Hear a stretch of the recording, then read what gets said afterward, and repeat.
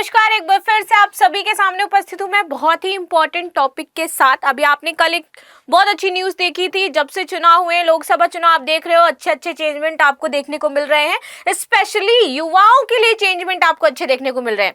अब UP government ने कल कहा था कि पेपर लीक की जो समस्याएं हैं वो समाप्त हो जाएंगी।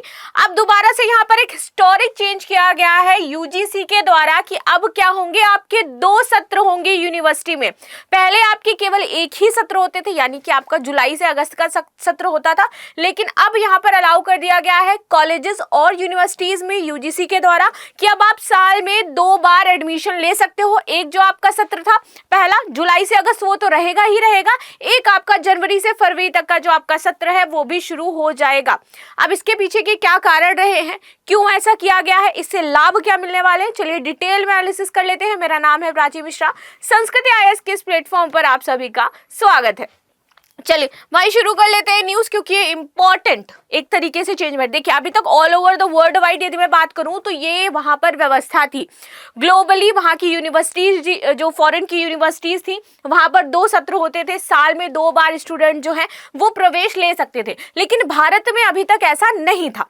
लेकिन अब सरकार ने क्या है, इसमें भी चेंजमेंट कर दिया है। और ये आपको लोकसभा चुनाव के बाद बहुत अच्छी अच्छी चीजें देखने को मिल रही हैं, क्योंकि कहीं ना कहीं यहाँ पर युवाओं ने दिखा दिया है भाई कि हम जो है अपने अकॉर्डिंग सरकार और गवर्नमेंट बनाते हैं, वो भी तब जब हमारे हित में बात की जाएगी। ठीक है, देखिए हाल ही में विश्वविद्यालय अनुदान आयोग यानी कि यूजीसी ने भारतीय विश्वविद्यालयों और उच्च शिक्षा संस्थानों को वर्ष में 2 बार प्रवेश व्यवस्था लागू करने की मंजूरी दे दी है। आगे बात कर लेते हैं इसमें। यह जो व्यवस्था है वो इसी वर्ष से आपकी शुरू हो जाएगी, यानी 2024 से 2025 का जो आपका शैक्षणिक वर्ष है इसमें चालू हो जाएगी, लागू हो जाएगी। वर्तमान में विश्वविद्यालयों में नियमित पाठ्यक्रमों में प्रवेश वर्ष में सिर्फ 1 बार होता था। कोई आपको एक कोर्स करना है तो उसका टाइम ड्यूरेशन है, आपको जुलाई से अगस्त के बीच में एडमिशन लेना पड़ेगा, नया सेशन हमारा शुरू होता है। लेकिन अब क्या है, ये चेंज हो गया। रीजन इसके पीछे के क्या है, बहुत सारे कारण इसके पीछे हो सकते हैं।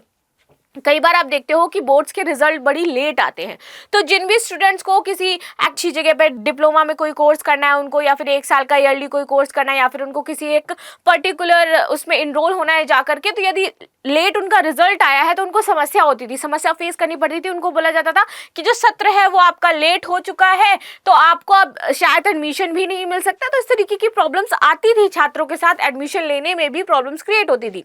तो इसी को देखते हुए सरकार ने ये व्यवस्था लागू कर दी है। अब इस नई व्यवस्था में 1 वर्ष में 2 बार आपको प्रवेश का अवसर मिलेगा। पहला होगा आपका जुलाई से अगस्त और दूसरा हो जाएगा जनवरी से फरवरी। ठीक है, यानी कि आप जनवरी से फरवरी तक का सत्र होगा पूरे 1 साल का, और दूसरा आपका होगा जुलाई से अगस्त तक का।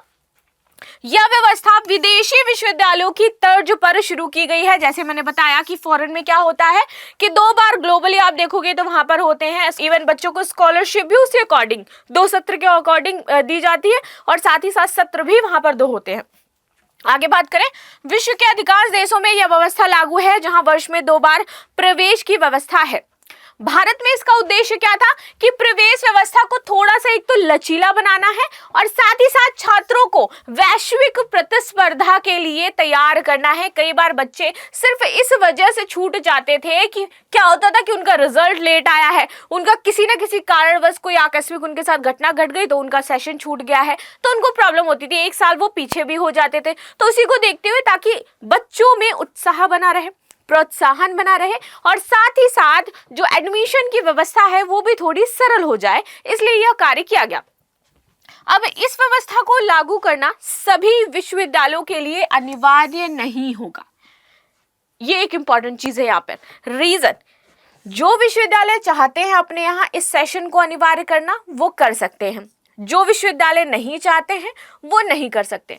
ऑफ कोर्स इससे बर्डन क्रिएट होगा यूनिवर्सिटीज पे, उनको क्या है 2 सेशन चलाने पड़ेंगे, टीचर्स की आवश्यकता ज्यादा होगी, स्टूडेंट तो ज्यादा एडमिशन लेंगे ही लेंगे, साथ ही साथ वहां पर जो उनको व्यवस्था है अपनी यूनिवर्सिटी की उसको बहुत ही मजबूत करना पड़ेगा। अब मान लीजिए एक क्लास में पहले 4 बच्चे बैठते थे, ठीक है, अब उसके बाद एक सेशन हुआ, 4 बच्चों के लिए व्यवस्था, वहां पे पंखा पानी और इन सारी चीजों की जो है वो तो थी। अब वहीं पर दूसरी क्लास और बैठेगी, दूसरे सेशन के आकर के बच्चे बैठेंगे, तो क्लास में तो कुछ चेंज नहीं होगा, लेकिन वहां की व्यवस्था लाइक टॉयलेट्स के लिए क्लीनिंग, व्यवस्था हो गई हमारी, पानी की व्यवस्था, एक छोटी बहुत ही छोटे स्तर पर जाकर के मैं आपको चीज़ों को समझा रही हूँ कि किस तरीके से यूनिवर्सिटीज़ को अपना जो कैंपस है वो मैनेज करना पड़ेगा, अपने मैनेजमेंट को मैनेज करना पड़ेगा, अपने टीचर्स को मैनेज करना पड़ेगा, तो उन पर बर्डन क्रिएट होगा ऑफ कोर्स। तो यहाँ पर ये बताया गया है कि आप यूनिवर्सिटी के अधिकार क्षेत्र में है ये, कि जो यूनिवर्सिटी चाहती है कि आप साल में 2 सेशन चलाइए, आप चलाइए। अगर आपसे मैनेज हो पा रहा है, रिजल्ट आप अच्छे से निकाल पा रहे हो, कॉपी चेकिंग आप अच्छे से कर पा रहे हो, डिप्लोमा आप अच्छे से दे पा रहे हो, बच्चों को आप अच्छे से पढ़ा पा रहे हो,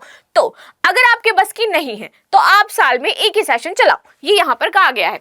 इस व्यवस्था के तहत औद्योगिक शैक्षणिक संस्थान भी वर्ष में 2 बार, जितने भी प्राइवेट आप देखते हो कि यूनिवर्सिटीज हैं, प्राइवेट कॉलेजेस हैं, वो भी अब साल में 2 बार, सिर्फ सरकारी नहीं, ये प्राइवेट के लिए भी लागू हो गया है कि चाहे वो प्राइवेट हो चाहे वो गवर्नमेंट हो, साल में 2 सेशन चलाएगी, 2 बार जो छात्र हैं उनकी भर्ती लेगी, उनका दाखिला लेगी, और आपके यहाँ पर ये व्यवस्था होनी ही चाहिए। ठीक, तो वो भी अपने कैंपस में भर्ती करा सकते हैं।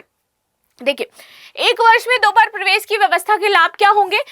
उन छात्रों को इसमें सबसे ज्यादा लाभ होने वाला है जिनके जो बोर्ड के एग्जाम होते हैं, उनके नतीजे जो होते हैं काफी देरी से आते हैं, घोषणा देरी से होती है, तो उनके समय की बचत होगी। साथ ही साथ क्या होगा, उनको प्रवेश मिल जाएगा, वरना कई बार उनका साल भी खराब हो जाता है। स्वास्थ्य संबंधी समस्याओं या व्यक्तिगत कारणों से कोई यदि प्रवेश पाने में असमर्थ रहा है तो वो नेक्स्ट सेशन में प्रवेश ले सकता है। ये भी यहाँ पर चीजें हो सकती हैं। आगे बात करते हैं, इस प्रणाली से उच्च शिक्षा, हायर एजुकेशन में जो संसाधन वितरण है इसको बेहतर बनाया जा सकता है। ऑफ कोर्स क्या होगा कि इससे आप डिस्ट्रीब्यूट चीजें अच्छे से हो जाएंगी। जो बच्चे जिस भी कोर्स में एनरोल कराना चाहते थे, जो भी कार्य करना चाहते हैं, अभी बहुत सारे ऐसे कोर्स होते हैं जो सिर्फ 1 साल के होते हैं।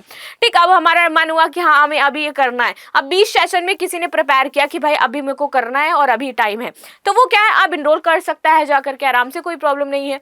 इस समय HEI अपने अंतर्राष्ट्रीय सहयोग और छात्र आदान प्रदान को भी बढ़ावा दे सकते हैं, बढ़ेगा। साथ ही साथ यह व्यवस्था वैश्विक शैक्षिक मानकों में एक रूपता लाने में मदद करेगी। जो इंटरनेशनली शैक्षिक मानक जो निर्धारित किए गए हैं उसमें भारत फिट हो जाएगा। साथ ही साथ इंटरनेशनल जो स्टूडेंट्स हैं उनकी भी अब भारत में क्या है, संख्या आप देखोगे बढ़ती हुई दिखेगी, क्योंकि वहां पर तो 2 सेशन चलते हैं, इंडिया में 1 ही चलता है, लेकिन अब इंडिया में भी 2 सेशन चलेंगे। तो जो विदेशी स्टूडेंट हैं, छोटी कंट्री के स्टूडेंट हैं जो इंडिया में पढ़ने आते हैं, उनमें अब ज्यादा भरमार आपको देखने को मिलेगी, ज्यादा स्टूडेंट आ पाएंगे और भारत इंटरनेशनल लेवल पर एक ग्लोबली जो शैक्षिक व्यवस्था चल रहा है उसका हिस्सा बन पाएगा।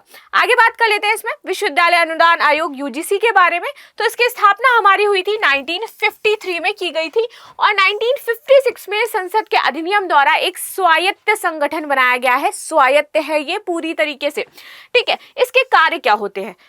जो पात्र विश्वविद्यालय और कॉलेज हैं उनको अनुदान प्रदान करना, मान्यता देना उनको बेसिकली, ठीक है। केंद्र और राज्य सरकारों को उच्चतर शिक्षा के विकास हेतु आवश्यक उपायों के बारे में जागरूक करना, उनको बताना, और साथ ही साथ उनकी व्यवस्था किस प्रकार से है, चेकिंग, उनके मानकों को निर्धारित करना, यदि कोई प्रॉब्लम हो रही है तो उनको शॉर्ट आउट करना, ये सारे कार्य ये देखती है, ठीक है।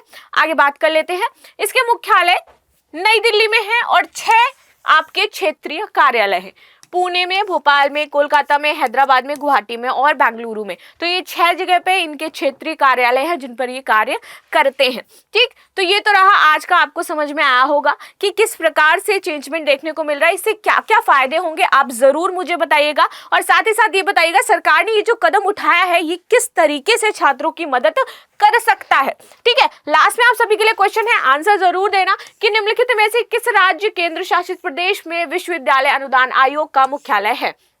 उत्तर प्रदेश, मध्य प्रदेश, नई दिल्ली या फिर उत्तराखंड? आंसर जरूर बताना इसमें, और साथ ही साथ ये भी बताना कि भाई इससे क्या चेंजमेंट होने वाला है और कैसे स्टूडेंट्स की लाइफ में, स्टूडेंट्स जो कोर्सेज करना चाहते थे कई बार रह जाते थे, उससे क्या फायदा मिलेगा। तो मिलते हैं नेक्स्ट क्लास में, तब तक के लिए धन्यवाद। लाइक शेयर सब्सक्राइब करना बिल्कुल भी ना भूलें।